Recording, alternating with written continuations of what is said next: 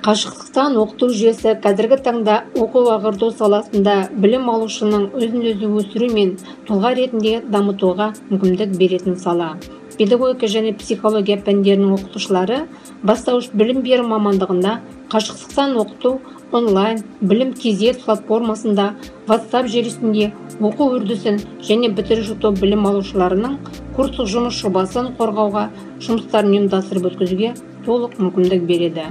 Жоғары біліктілігі бар кәсіби педагогтар бастауыш мұғалімін және шет ел тіліндегі бастауыш мұғалім мамандарын даярлауда үлкен жетістіктерге жетеді.